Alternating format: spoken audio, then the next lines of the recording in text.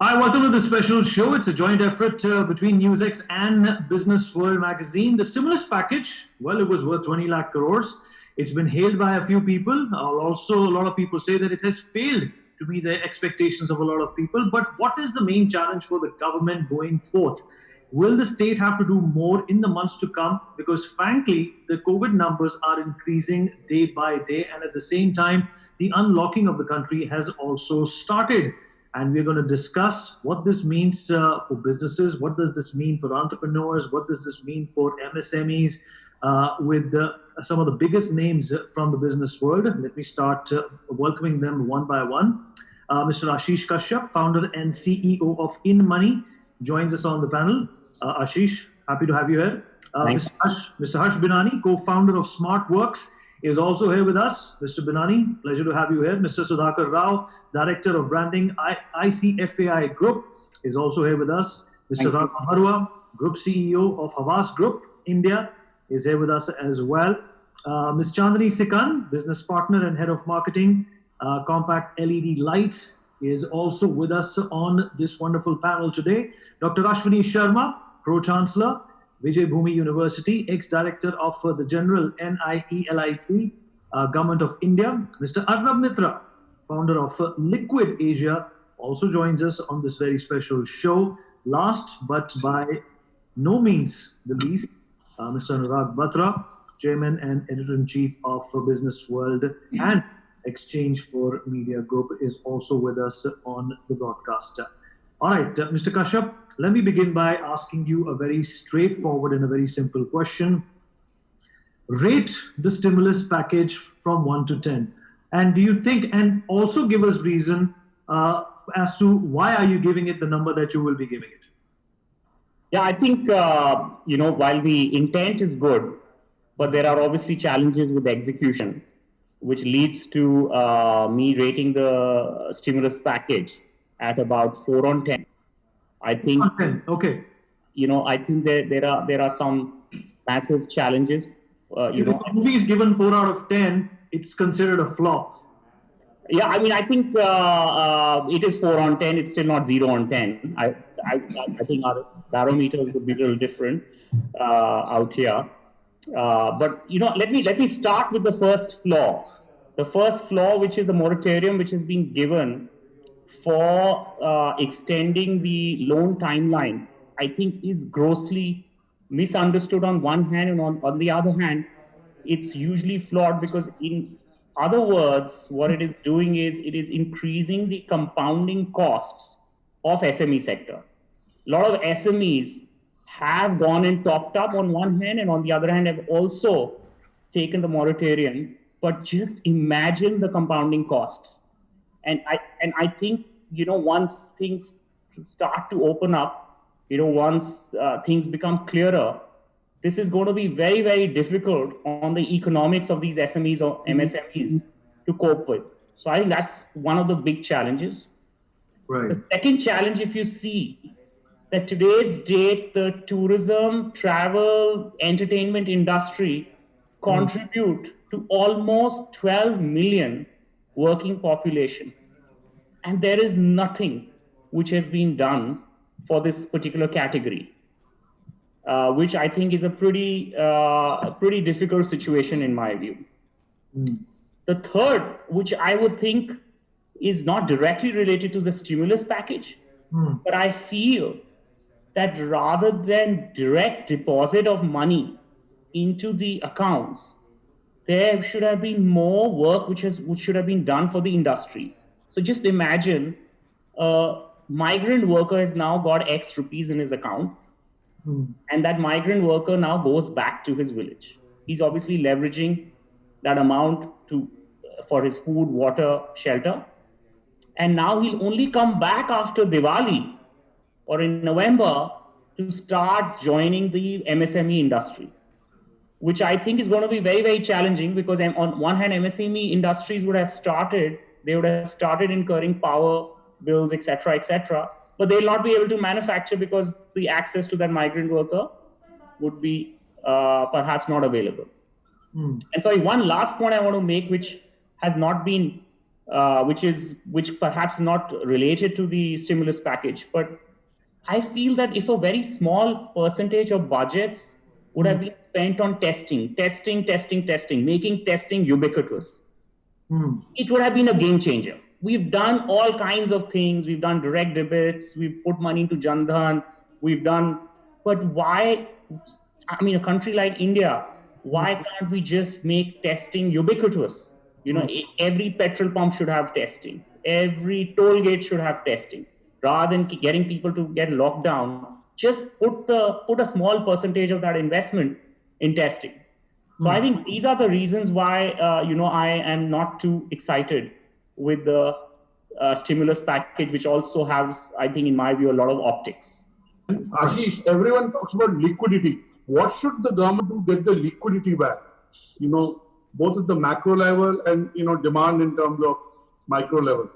Yeah, I think the only way, Anurag, is to now produce and manufacture and put the liquidity in the industries, which has not happened. What has really happened is that the industries have been said that, listen, you can now top up your loan, but it's not interest free, or you can delay your loan. And those compounding costs, as I said, are, rather than wasting resources here and there, put the liquidity back into these industries. They got to manufacture, they need to produce, they need to buy raw material, and people need to buy, and people on the other side need to purchase.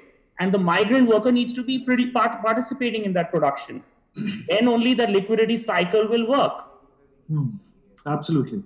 Right. Coming to Harsh Binani now. Harsh, 4 out of 10 by Mr. Kashyap. He feels that compounding cost for MSMEs is going to be extremely high. Nothing for travel and tourism.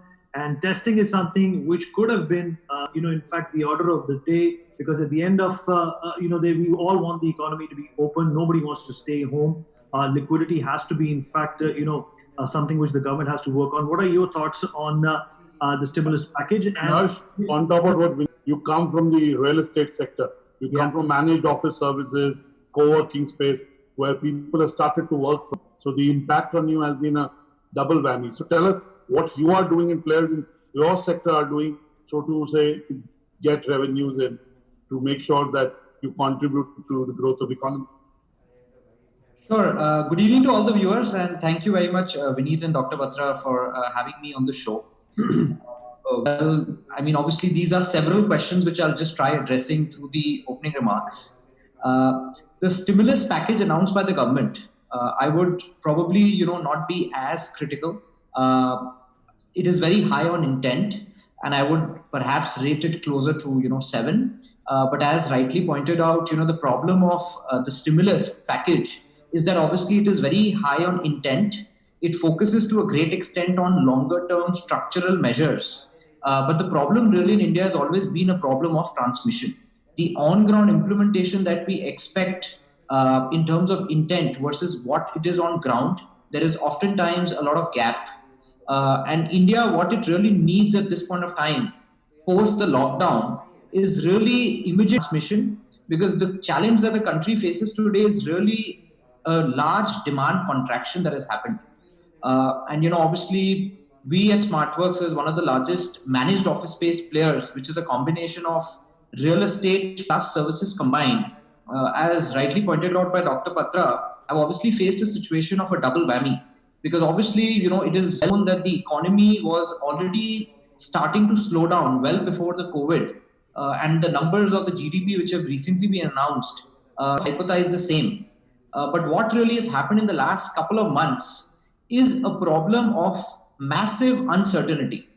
The demand contraction was already starting to happen, but the government could have obviously, and government is obviously on the ground trying to push a lot.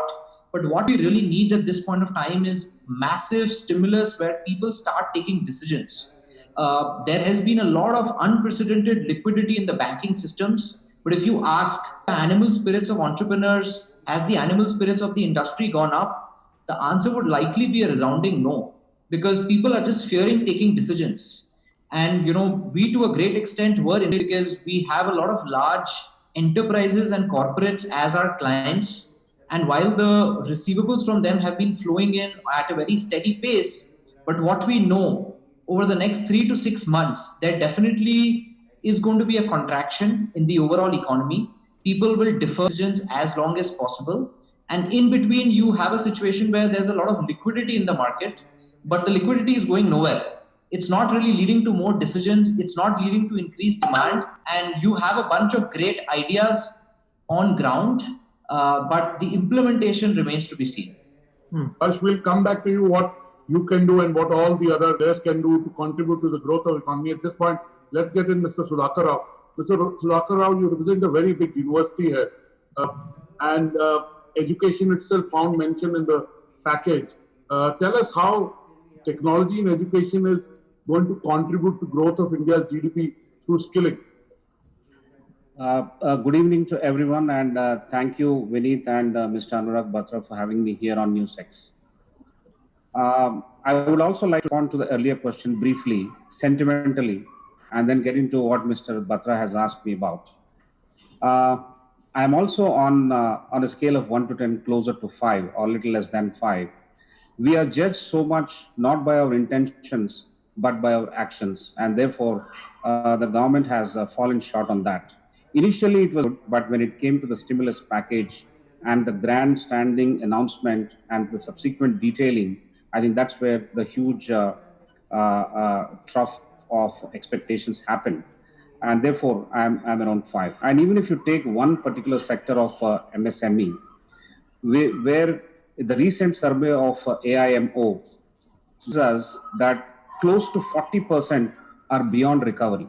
I mean, they are suffered in the last 60 days, 65 days, no doubt about it. But I think these signals were there even before. The pre-COVID GDP growth of 3.1% should have actually startled all of us, and enough measures should have been initiated. Now, an intent as recently as a week or 10 days back, justifying a recovery process and trying to see everything in positive state is actually wrong. In my view, in times of crisis, the last man who's standing in the queue should be first saved. I think in this case, the construction workers or the interstate workers, as I would like to call, what has happened to them? There are no estimates. One estimate of 45 crores of interstate workers, which has several layers of definitions, several categories of explanation. And then there's this lowest estimate of, say, 1 crore or 6 crores and 8 crores. It's kept on moving up. But I think somewhere in between, even if I reasonably assume it for 20 crores, there is a huge size. And then they are not part of our priority plan. And therefore, something is seriously wrong, even in intentions. So that's where I give it a 4 or 5. Now, if I judge it based on who are, that may not be appropriate. We should judge it by those who are worst affected. And therefore, I had taken that example. I come back to education. Within education, we are, say, 37 crores of students from school, higher education across various institutions in this country. That's a huge number. Now, schools and colleges are closed. Slowly, on lockdown 1 has happened. Every sector is opening up, but there is no much talk about education. I think a segment as large as 37 crores size of population will have to be looked at, and comprehensive thinking has to be applied to it.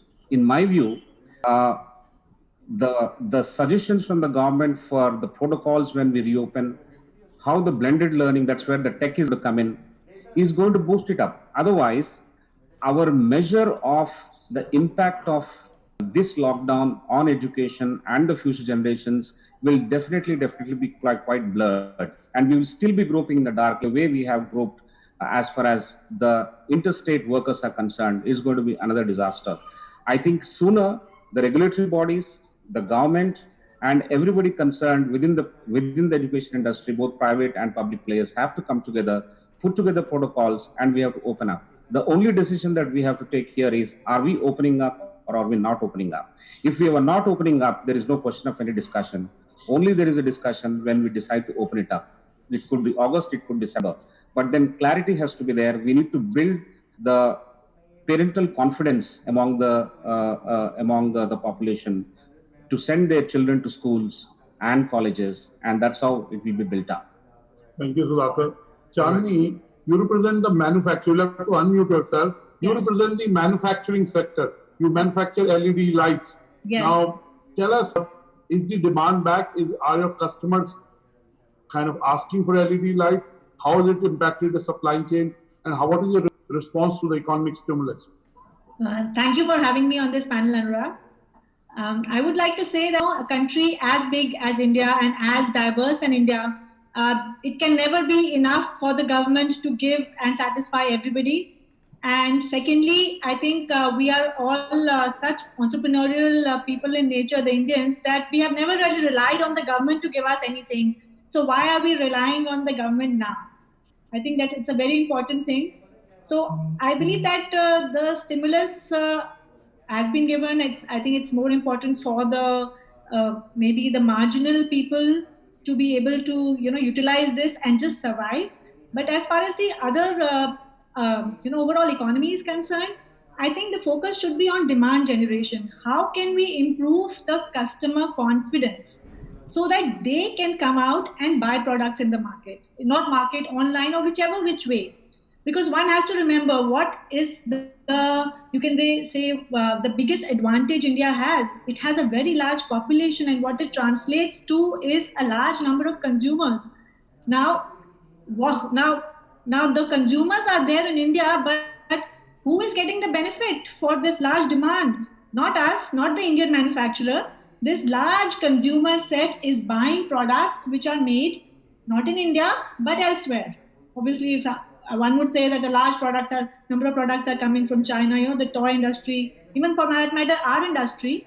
We are, continuously in the last 7-8 years, especially since the LED, the electronic manufacturing has come into place, the industry is finding it very hard to find its, ground because of the constant import from Chinese, from the Chinese products.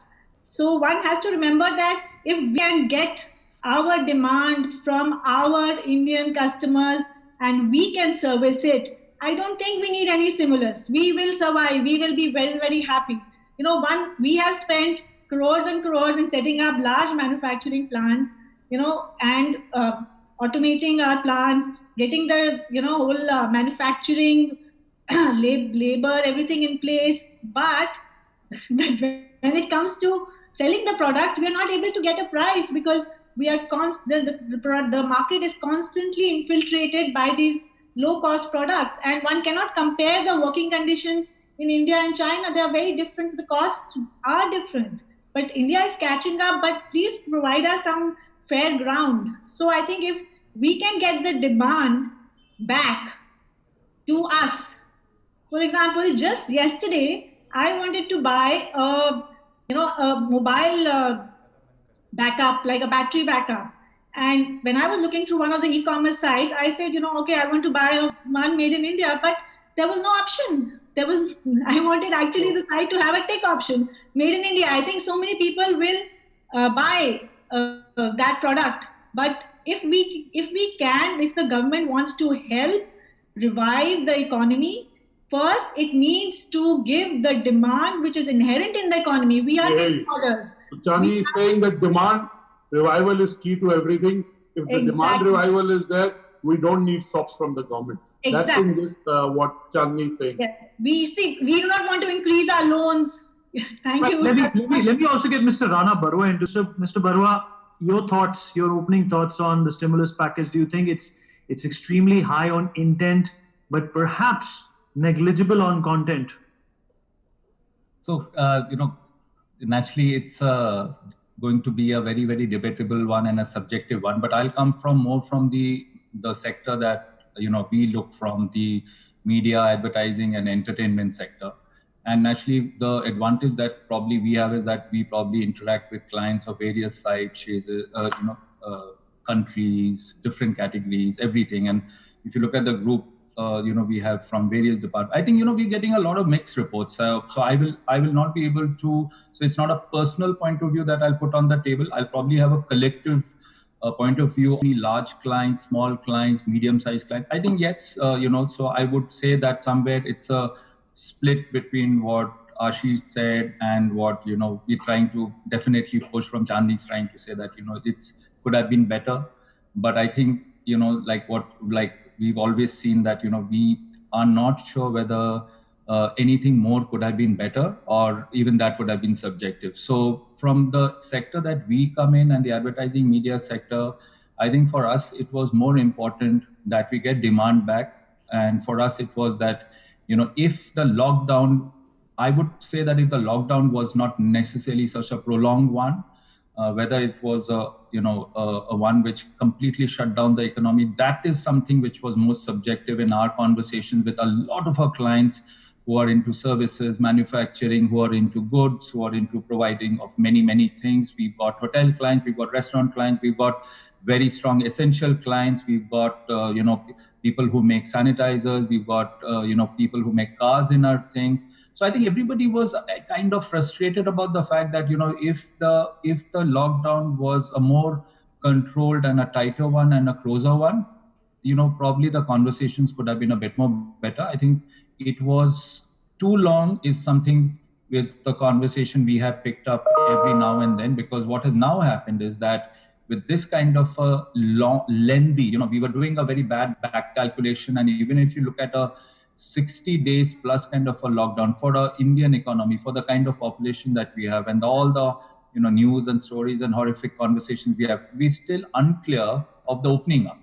Even when we are talking about opening up today, so while a lot of us are saying that we are going back to work, a lot of us saying that the plants have started opening up, but everywhere we are getting very, very strong mixed reports about whether the demand is going to come back, how are we going to sell the system, will I be allowed to open restaurants, will I be allowed to fly, if I have to move into this, can I go to a shop? There are just way too many questions. So even though fears have allayed, and a lot of conversations, so our industry is naturally completely client based. It's media, it's entertainment, it's advertising, it's communication.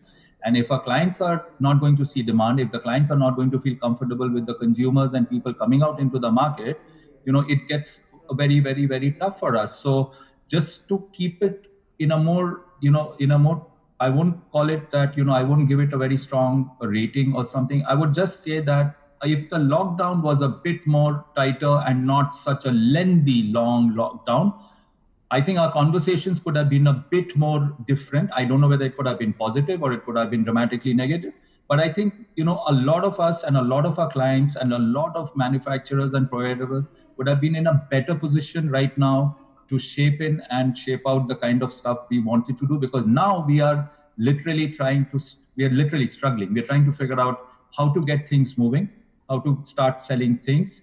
Yes, money is back. If you ask me that are people trying to spend money back in media and all, slowly, yes, it is coming back. Slowly, we are seeing that mediums like digital has picked up. We are seeing mediums like television coming back. We are seeing a lot of other conversations happening about launches coming back, virtual conversations about virtual launches. You're aware that a lot of money has been put into news channels, which has become quite a big conversation for everybody. But, if you look at the overall sentiment of the nation, there is a lot of question marks. Now, that is the big answer, which I don't think, a single... Rana Barua is essentially saying that get the sentiment to be positive. Yeah. If the sentiment improves, everything else will follow. That's at least possibly what Rana is saying. It starts moving. I don't think our sentiment is still moving. I'm not seeing a sentiment move yet, in spite of all opening up and all. Yeah. Dr. Ashwini Sharma, let me come to you, sir. We have spoken to everyone. We have taken, an assessment of what they feel about the stimulus package. What's your take? Namaste. Thanks for having me on the dais with well-known panelists, and also for selecting the topic, which is very much relevant and in demand, especially among youth, students, and policymakers. And I think this is a demand of time where we have to go for a brainstorming. To all of us, COVID is a pandemic situation like 2008, where we have global economy and financial meltdown. But this issue is totally different from the year 2008, because this time we don't know how long it will continue and till what will be the remedy or solution for this. Because we all have been trying hit and trial, going by number of options. But I personally feel that this can become a blessing in disguise for education sector I am presently working. I feel so because I think definitely this is a sector which is linked to the social sector, where giving grading on the stimulus given by the government of India is very difficult. But very important is that we have to implement the policies, which is very slow in the whole system, because we have to plan out the policy, as Sudhakar Rao said very correctly, that we have to take a decision how schools, colleges, education system will be again in place, what will be the policy. And I personally feel that those who are making the policy must have a field experience. That is very important. Now the concept has changed. That is learning to people rather than people to learning. That is what is happening basically. So we have to work out a system, because we know that India is ranked among 129 out of 189 countries on the 219 human index. Similarly, if we see the population of about 500 million is there in the age bracket of 5 to 24. So now there is a huge potential in the education sector. But basically, how it will be planned out, how we are going to use the technology, what is the policy, whether the mindset which is existing for last 100 years in the education is, they are going to change, whether the institutional bodies who are monitoring the education system, they are open for the ideas or not. That's the main thing, because see, parents are very much aware and very much worried about the kids. They are not ready to send kids to school, because if you see the education system, we have got a student up to 5th class, then again from 6th to 8th class, and the student who is less than the 5th class, he is not able to basically operate from the laptops or computers in case we are going for the online education system. So we have to work out that how things are going to change. And then basically what happened is that apex education bodies suddenly have given a guideline to close the 1,000 universities, 40,000 colleges, and more than 50 lakh schools temporarily. Now what is happening is, we have not decided how they will open up. That's the main issue which we have to work out. Then what is happening is, these measures have been varying degrees of impact on around 3.75 crore students and almost on 14 lakhs faculties also, because there are two players, they are the two stakeholders, the students and the teachers. So both are in dilemma. What will happen, how things will happen, because the guidelines have to change. Now this has transformed the... Sure, Mr. Sharma, we'll come back to you on how education is keeping pace with technology and the changes coming in education. For now, we'll get Arnab Mitra. Arnab, one of the collateral of lockdown has been digital transformation of businesses.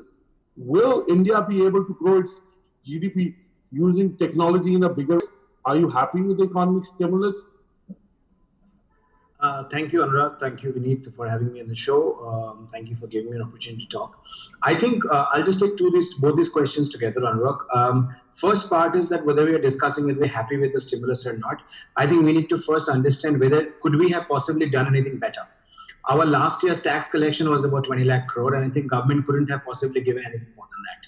So whether we liked it or not, government couldn't have done anything better. That's point number one. Second is that why is it that, should we be happy with what we're getting? I think this is a time for people to have a little philanthropic approach beyond their own businesses. Maybe people can do a little more. Everybody can do a little more and probably help somebody who's a little, poorer, little, not as lucky as, the other person is. And therefore, they could possibly do a little bit together. And honestly, to answer the digital part of the question, I think COVID-19 situation, and hand on heart, I don't wish to commit it this way, but I think it is going to help the digitization of the country in a long way. I think India was stuck with its inertia, more than anything else, of not wanting to change, of the society who decided not to change, and they keep on referring about policies, the changes that people would bring. But the point is, we have to bring the changes ourselves, and we didn't do it. So COVID-19 had possibly forced us to believe in, working in a certain way, which possibly happened long back. So I think B2B businesses, B2C businesses, they have to now adapt to digital technologies, which they've been pushing for a very, very long time. And I see a complete upside to that. I think Zoom's share, 3x more than the all top 5 airlines in the world, just possibly proves that hypothesis. But having said that, I think what is important, I completely agree with Chand's point of view. I think the government needs to work on creating demand generation. Luckily, we have got 1.37 billion people, enough demand in the country itself. We can create Zooms, our own Googles, own Skypes, and everything possible. And we have got the technology, we have got the right people who are doing it for those companies somewhere else. I should create a policy and ensure that these people essentially, end up having the money to develop the right kind of policies. So whatever money was given, I think we would have done anything better than that. And this is going to help us to truly become a digital India. And I think this will also show people a way that, there is a little more that we can push ourselves than somebody less, who's less unfortunate than who we are. So those are my points quickly. Thank you, Arnab. Rana, we need to ask you about the initial comments. I'd like to, when you talk to your clients, give us one or two anecdotes when clients tell you why they're on pause. You already said the sentiment needs to come back, circulation needs to come back.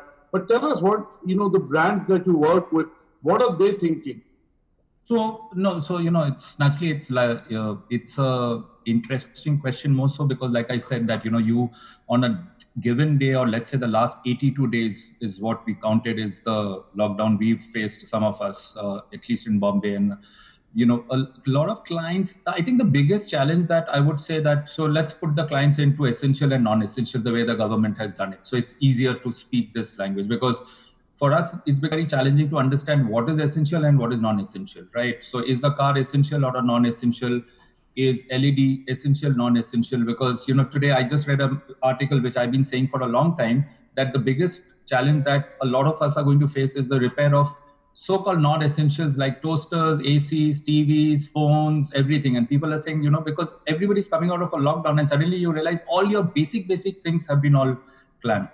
So what are the clients saying? So essential clients are saying, like they're understanding that, yes, this is a great run for them. So for example, health, whether it's hygiene, whether it's anything to medical services, anything around education, anything which kind of fits into it. Of course, they have done necessary things, conversations, trying to engage with their consumers, selling stuff. They've latched on to any e-commerce model. They've tried to figure out how to get things moving and all. But I think the bigger challenge, Anurag, has been with the so-called spenders. If I remove the FMCGs and I remove the essentials, we have a massive entry we had startups, we had so many new services which were coming on board. We had so many new conversations which you're aware of. We had, media, we had entertainment, we had experiential marketing. Just to give you an idea, you'll be, amazed. One entire industry which is called events and activation has come to a standstill, complete zero. There's nothing, because how will that industry move forward? They're waiting and watching, and there is a pause. Yeah, it's like one big pause. Now, so what are the clients saying? So the clients are actually, and talking about, let's say, a very decently large size client is going to say that, okay, I will go with the sentiment of the nation and now be absolutely straightforward and service the consumer, because the consumer needs me. I'm not going to act very smart. I'm not going to act very cocky, or I'm not going to do. And here is a complete set of clients who are just sitting and thinking, okay, lockdown is opening, but how do I reach out? Because I don't know whether, white goods, summers are gone. Now, we have a very large white goods company. They're saying, is the monsoon going to be delayed? Is it going to be, can I sell more ACs? Can I sell more fridges? What happens now? Because I've probably lost a seat. Ashish, if we were to look at, you're a personal money, fintech company. Tell us in numbers, give us a sense of how bad it is with numbers. So if pre-COVID it was 100, where are we in June? And where are we likely to be, say, 90 days from now? Give us some data that kind of illustrates your points.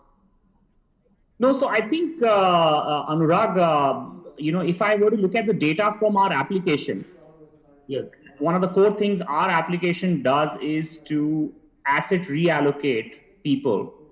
So essentially what we've seen is a massive surge. In May, we grew 5 times what we grew versus April, because suddenly now users had a digital access point to manage their money, which is across the place, whether it's loans or whether it is, investments. So from asset allocation point of view, a lot of money has gone and moved, from equity to gold, to RBI bonds, to arbitrage funds, basically safe havens.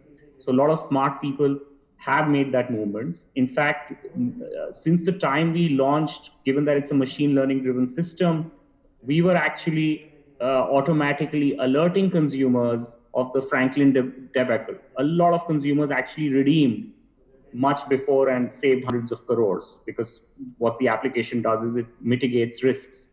So we've actually seen amazing traction, because we're not a stockbroker, we're not a trading system, we are a super money app for people's loans, etc., etc. One thing which we have seen, we recently launched the lending application. We saw that absolutely got hit because of the lockdown. Lending just froze because we lend via third-party banks, but it's now just beginning to take off. So from a sector point of view, a category such as our business, actually, touchwood, was not impacted. And for me to say that, listen, we were 10 and we became 2, it was actually the other way around, because all the offline systems. These were existing portfolio that you were helping balance. So hence possibly they didn't get. And even honestly, a lot of money which has moved from, let's say, somebody who's on a category B kind of a bank, that kind of money coming into a platform like ours for a safer haven. Somebody who's on a fixed deposit, but or basically exposed to something which is AA rated or a single A rated, has come to the safe haven, right? Because as a digital platform, our job is to preserve people's money. So we've actually seen a lot of surge. Actually, May was the best month for us, but it's a wrong barometer, because we are just, this is my new startup, hardly a year old. I think in general, obviously there was huge amount of redemption in the equity markets. We've seen lots of people being very, very skeptical. I think this whole concept of mutual fund sahi hai, because of all the Franklin debacle, has caused a lot of strain amongst people to trust a lot of such instruments. Some of it will kind of unfold. My personal view is that, listen, in a market like India, we got to unbundle. We got to bring bonds to the table. We want to bring simple stuff like fixed deposits, gold bonds, government instruments to the table, so that it becomes simple and transparent. So yeah, you're saying that the government has to spend its way out of the current situations to get the economy back. I think that's what you're saying. Mr. Rao, admissions are a good barometer of how the economy is doing. Has been there any impact on your admissions this year? And tell us, generally, has been there an impact? And I'll ask the same question to Dr. Sharma. Has been there an impact on your admissions? Give us a story from the numbers. If you were to take in May 100 students, have you taken 100 students? And overall, did you have to, from an overall application pool, how did the numbers move? Mr. Rao first, and then Mr. Sharma. I would like to tell you about the ICFI group. We have ICFI business schools for which we have conducted entrance examination and interviews and selection processes way back in the month of Feb. And we had given admission offers, and they have accepted and paid the fees and joined. So roughly about 10,000 students in our system are currently going through regular online courses as per their timetable. So that's taken care of. Now, the undergrad courses where we run across ICFI universities, we have about 11 universities. These programs have got their admission calendar generally from the month of, say, April to June. So that's got a little postponed because of this lockdown. And what was taken care of before March was good, probably with even others also. But with respect to majority of universities which have undergrad programs and postgrad programs that pick up only after, say, June, July, after May, they have actually taken a kind of postponement. So it is true to us and true to others as well that please add another 60 days and then things should be normal. But I feel this is without any estimate which I'm saying, but looking at the number of applications that are being received by various universities, that is actually as low as, it has gone down by 40%, 30 to 40% at least. This is an average. Some of them have actually taken a hit of 70%. Now, the students who are actually residing in certain locations are not showing the propensity to move towards another location. For example, somebody who's residing in Jaipur or Rajasthan is not willing to go to, say, Maharashtra. Somebody who is living in Karnataka may not like to go to Delhi to study. I think that is an important metric for us to look at. And the third and the most important thing is the debate of the value of education will come up only in such times of crisis. Supposing you run online courses, the parents and the stakeholders will come up with a debate saying, you probably must be spending little less, so why should we pay the same fees as you were charging earlier? Well, that has to be handled very differently, and it can be handled. But then these are three important trends that we see within our education system, especially in the higher education sector. Even in Sharma, give us a sense of your admission numbers. What he said is basically seems to be applicable to all the higher education institutes, definitely, because we are also running a Institute of Management in Bangalore in the name of IFIM. There we have got around 1,500 students, all classes, everything going online for them. But for the new admissions, definitely we are conducting webinars, trying to educate to the student. And definitely the students who are staying, let's say, Northeast area, they are finding difficult to move to the Bangalore or maybe to the Bombay. On the university part, which basically the admission starts in the month of April, May, since the lockdown came before that, we are in the process of going for educating the students, collecting the data, making webinars, teaching them all possible combinations. But definitely we have a fear and feel that there may be some cut on the number of admissions this time. But it is possible those who are going through the use of technology, they will definitely be able to deliver the best. And this is what we are doing. Basically, we are trying to use technology for delivery of the admissions, delivery of placements, delivery of counseling, everything. And even we are conducting the convocation also through our online system. So I think that is there. Now the mindset of the teachers, I mean the students and the parents, because we have been working on old century system that is...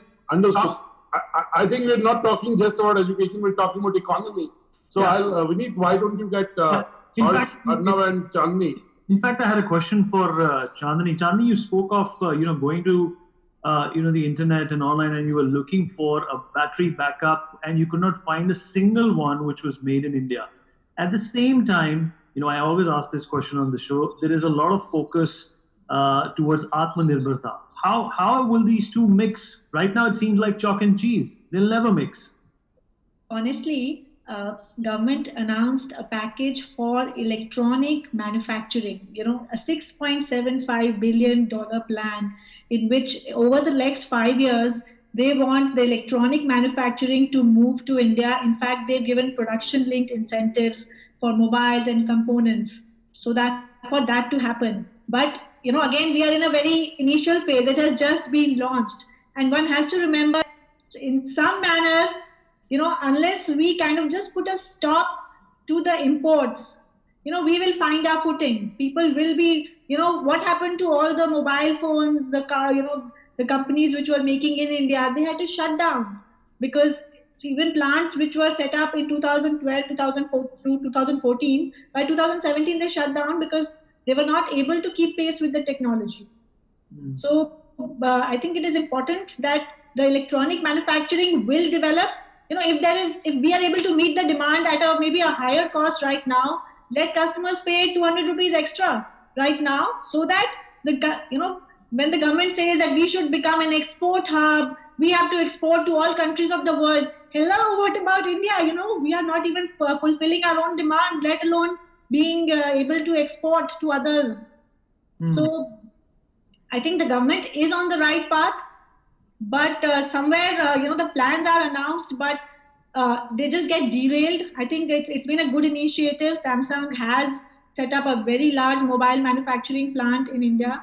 And in our industry too, like in Compact, we have set up a very large plant over 60,000 square feet of space, where we are just doing a completely automated manufacturing.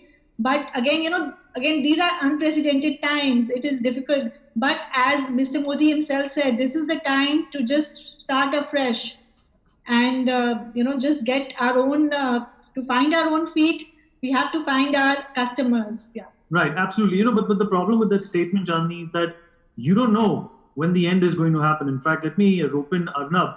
Arnab, let me pick up from what Mr. Sharma said earlier on, that the difference between 2008 and this crisis is that you really don't know when this one is going to end. It's a Byzantine mystery. How is the government going to wrap its head around that? Because obviously, if you plan something, you have a timeline in mind.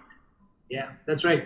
In fact, I think we made a mistake about 82 days back when we thought that it's going to end at a certain point in time. Yeah. I think we actually had about 60 odd days to learn from what has happened in China or just Wuhan or even in Italy for that matter. We had to learn that this is not going to end. I think even today, and what I feel from this panel, somewhere there's a deep-seated feeling that this is going to end and something is going to change. I think we have to accept that it's not going to change and we have to live with it. And the moment we accept it, I think that's the first step for therefore new normal. In advertising, and Rana would know about this, we've been using this term new normal for a very long time, which is the most searched keyword across the globe for last 60 odd days. But advertising has about it for a very long time. And it is the fact that, every time you have to be ready to make a change. And this change is this, that, I think the entire point that Chandni also mentioned, I think somewhere it's a complete lip service as yet that, we talk about policies and then we talk about, how Indian companies need to do certain things. But the fact is we have still not been able to make a single brand go global from India. We don't have a single FMCG company. We don't have a single company where the entrepreneur thought that, what, I want to make equivalent to Apple. But Steve Jobs thought, why couldn't somebody thought that in India, right? So the point is this, that I think it is also, we hail from a poor background. We actually start, kind of coding for ourselves. And it's going to change. I think it is changing with a lot of young entrepreneurs. And I still consider myself young, but I'm saying we have a lot of entrepreneurs coming up, from the country who is wanting to change it.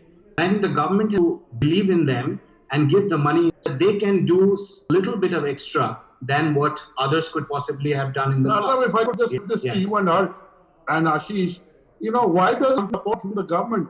Entrepreneurs have the creativity and the resilience to be able to build something. Are we able to do that? From Harsh and Arnab and Ashish. Okay. I'll leave Harsh to come in first. Harsh? Entrepreneurs have always thrived in creating new opportunities. And I would like to, agree that while the government can be a great enabler in facilitating a lot of policies which can be startup friendly. In fact, in all the policies that government has actually ushered in, there isn't any mention as much of startups as much there is a mention of MSME. But however, having said that, COVID-19 has led to emergence of a lot of new business opportunities and models, which if we truly were to, take advantage of, it would require a massive mindset shift. And if you talk about particularly our sector, right, the real estate sector, while it has several sub-segments, warehousing, residential, commercial, but I can more specifically talk about the commercial office space segment, where the entire co-working space, which until now was perhaps just 3 to 4% of the overall commercial office space segment, which until last year was doing extremely well. There was a record absorption of more than 65 million square foot. Here is an opportunity. Here is a black swan moment where what we are starting to hear from the industry in the last 45 odd days, our inquiries have shot up by more than 50%. Because what we've really seen as the emergence of new opportunities is that a lot of customers want new flexible spaces. No one really wants to commit to long leases. There has been the emergence of new layouts. Social distancing earlier required you to sort of, have close to about 100 square foot, which in the last few years has dwindled to about 50 square foot. Now that has quadrupled. A lot of companies are now coming and saying that they want decentralization of operations to enable business continuity. So we need to take a step back, because while the government can only do so much in a highly populous country, and all of us are aware of all the fiscal constraints that the government has, we need to also step up to see what are the new business opportunities we can take advantage of. While there is no denying that after the COVID-19, a lot of smaller fringe players will fold up. It will be a survival of the fittest. But having said that, it is really the time for us to step up. And it's also an earnest request to all the larger corporates to really look at a lot of homegrown brands. Because at the end of the day, we as customers can decide what we want to use. Sure. There will be a plethora of options. we want to kind of do a reverse countdown. Now, me and Vineet would want a comment from each one of you on where would the Indian economy be in 90 days? Quick comment, short, quick comment. We start with you, Dr. Sharma. Where will the Indian economy be in 90 days from now? See, I think that it will grow up like anything, because now everyone is very clear that we have to live within this situation only. And I think slowly we will be going for in-house products, and especially in the education sector, there is a lot of potential. So things will start, especially for the edutech companies. This will grow. So, Dr. Sharma, you said that edutech companies will be at the forefront, but I'm looking for a larger comment on the economy. If the demand is at 10%, where would be circulation of money? Chandani, your comment on where the Indian economy will be 90 days from now? I think if we can leave our Indian economy is going to zoom up, because we have a very large young workforce which is unaffected by this whole coronavirus. And if we can just separate the workforce and just have the people from 20 to 50 work, then we would be looking at an unprecedented situation again of a V-shaped recovery. Rana Barua, Indian economy 90 days from now, yeah. So will your client be spending almost 100% of what they were doing in, say, Feb or Jan? No, I think no. So I don't want to also be a doomsday thing. No, the clients won't be spending. I think I will just hold the same conversation that I think we've just stretched our just by a month too much, and so I don't see a turnaround in the next 90 days. I think as the entire industry, all of us have kind of we are speaking in a very unified way that we probably see a bit of a revitalization happening from the season. Maybe October, November, December will be better, but no, not June, July, August. We'll be still struggling, because we'll still be trying to figure out how to battle the virus and everything. So not for the last quarter. Comment. Arnab, Indian economy in 90 days? That's rolling or struggling? We can still do the same show and discuss the same topic. It will be the same place. I think it's a huge change of mindset that's needed. And I don't want to sound overtly positive or negative either. I'm seeing it for a long time. We need to make changes to ourselves, Anurag. Okay. Not seeing it happening anytime soon. All right. Okay. No, absolutely. I don't see any dramatic change in the next 90 days.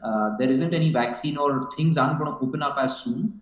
But if we were to facilitate a mindset shift, I do see a lot of new opportunities emerge, and it definitely is going to be a slow, painful recovery. But when it does happen, it's going to be very quick, but definitely not in the next 90 days. Okay. Mr. Sudhakar Rao? Yeah, in the next 90 days, it's going to be negative growth. I think that is very realistic, and we should be prepared for that. By the time we talk next, I think 40% of the MSMEs will be vanished, and that's very, very grim. Thank you. Last but not the least, Ashish, we started the show with you. Your final comment. Will we see the credit offtake go back to its old numbers? Will we see the sentiment come back? Where will be the Indian economy 90 days from now? Yeah, I think, unfortunately, we will see negative growth. I agree with some of the participants in this panel. But my sense is that in 365 days, the situation would be good, because we would have adapted. All right, on that note, thank you everyone for being a part of this wonderful show. Ashish, Mr. Binani, Mr. Rao, Mr. Barua, Chandani, Dr. Arvind Sharma, Mr. Mitra, and Anurag. Thank you so much for this wonderful platform. For more such videos, subscribe to the NewsX YouTube channel, hit the bell icon.